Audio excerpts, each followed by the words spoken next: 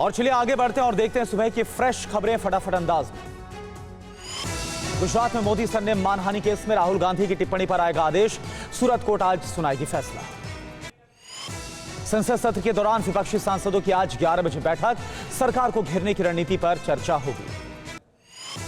BJP ने 23 और 24 मार्च को सभी सांसदों को संसद में रहने के लिए व्हिप जारी किया। सहमति बनाकर सदन को चलाने की कोशिश। संसद में विपक्ष की रणनीति पर खड़गे ने बुलाई बैठक। 9:30 बजे विपक्षी नेताओं के साथ बैठक।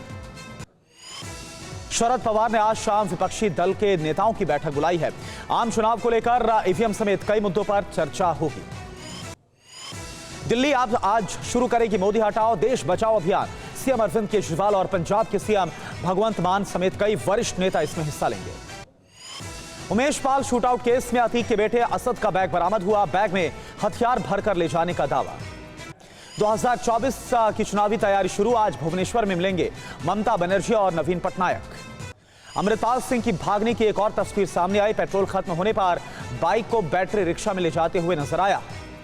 अमृतपाल सिंह मामले में सीसीटीवी फुटेज सामने आया। हुलिया बदलकर बाइक से भागा था अमृतपाल। मिले काफी अहम सुराग। अजनाला थाने पर हमला के मामले में पुलिस ने 7 लोगों को हिरासत में लिया। 23 मार्च तक हिरासत में। अमृतपाल सिंह के करीबी की पत्नी पहुंच गई है हाईकोर्ट। दलजीत कलसी को गैर कानूनी तौर पर जेल भेजने का आरोप लगा है। करौली बाबा के दरबार में डॉक्टर की पिटाई के मामले में बड़ा एक्शन हुआ। करौली बाबा के आश्रम पहुंची है कानपुर पुलिस। टीवी9 भारतवर्ष से एक्सक्लूसिव बातचीत में बोले कानपुर करौली आश्रम के बाबा संतोष भदौरिया। डॉक्टर से मारपीट का आरोप गलत है। मनसे प्रमुख राज ठाकरे का बड़ा बयान। शिवसेना में टूट के लिए उद्धव ठाकरे जिम्मेदार। कॉलेजियम में केंद्र सरकार के समक्ष रखी नियुक्तियों को लेकर मांग। लंबित नियुक्तियों में तेजी लाने के लिए केंद्र से मांग की है।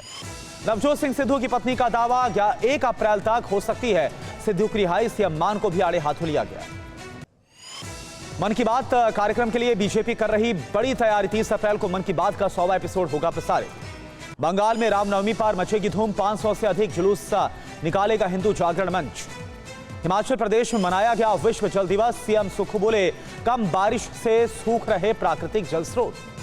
नागपुर में आरएसएस ने निकाला रूट मार्च। वर्षा प्रतिपदा उत्सव का जश्न मनाया गया। राष्ट्रपति द्रौपदी मुर्मू ने 106 लोगों को पद्म पुरस्कारों से नवाजा है। 6 पद्म विभूषण, 9 पद्म भूषण और 91 पद्मश्री पुरस्कार विजेता शामिल हैं। आंध्र प्रदेश के जाने माने हरिकथा कलाकार श्री कोटा सच्चिदानंद शास्त्री को सम्मान मिला। कला क्षेत्र में दिया गया पद्मश्री पुरस्कार। लंदन में भारतीय उच्चायोग के दफ्तर पर लहराया और बड़ा तिरंगा। खालिस्तानी समर्थकों ने तिरंगे को उतारने की कोशिश की थी। लंदन में भारतीय उच्चायोग के पास सुरक्षा व्यवस्था और कड़ी कर दी गई है। दूर ही रोके गए प्रदर्शनकारी। अमेरिका में यूक्रेन को क्लस्टर बम देने की मांग। यूएस सांसदों ने जो बाइडेन को लेटर लिखकर बाखमुट हमले के लिए क्लस्टर बम देने की मांग की। रूसी विदेश मंत्रालय के राजदूत निकोले कॉर्चनोव की चेतावनी। कहा कि आर्कटिक क्षेत्र में सैन्य तनाव को बढ़ा रहा है नेटो। ज़ापोरिज़िया में रूस का भीषण मिसाइल अटैक हुआ। रूसी मिसाइल ने रेजिडेंशियल इमारत को टारगेट किया। सीधे इमारत पर जाकर गिरी रूसी मिसाइल। रूस ने निकाला सेकेंड वर्ल्ड वॉर का T-54 टैंक। यूक्रेनी फ्रंटलाइन की तरफ जाता हुआ नजर आया टैंक। ट्रेन पर लोडेड T-54 टैंक का वीडियो भी सामने आया।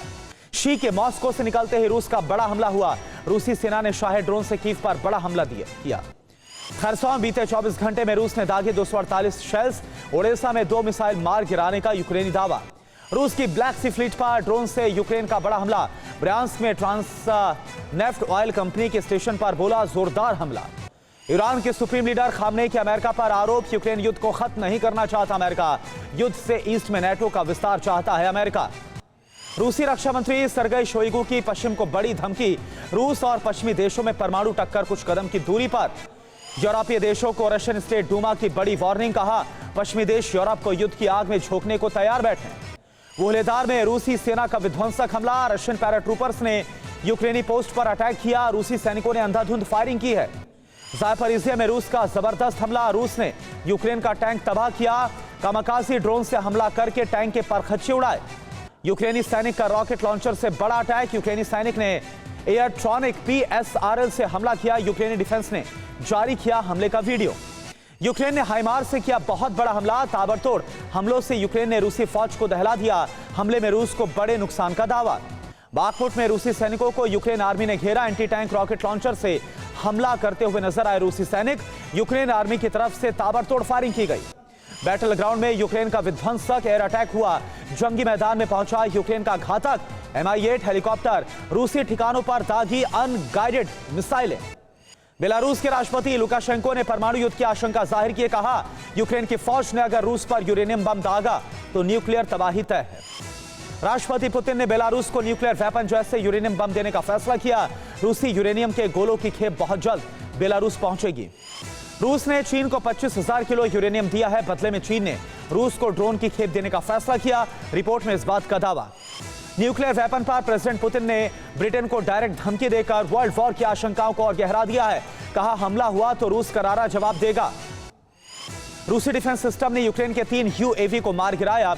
रूसी रक्षा मंत्री के मुताबिक यूक्रेन नहीं माना तो न्यूक्लियर विकल्प खुला हुआ है। न्यूक्लियर टेंशन के बीच आज प्रेसिडेंट ज़ेलेंस्की ने बाखमुट की फ्रंटलाइन का दौरा किया। सैन्य ठिकानों पर पहुंचकर सैनिकों से मुलाकात की है। वॉर्सो में पीएम किशिदा और पॉलिश प्रेसिडेंट एंड्रेज डूडा के बीच फेस टू फेस मीटिंग हुई है। पीएम किशिदा ने यूक्रेन की मदद को तेज करने पर बल दिया। रूस की रॉकेट फोर्स ने ज़ापोरिज़िया के रिहायशी इलाके पर हमला तेज किया है। मिसाइल अटैक के बाद हाई राइज इमारत में लग गई भीषण आग। ज़ापोरिज़िया में रूसी फौज ने यूक्रेन के टैंक ब्रिगेड के काफिले पर बड़ा हमला किया। रूस की बमबारी में कई यूक्रेनियन टैंक ध्वस्त हो गए। 17 यूक्रेनी सैनिक ढेर हुए।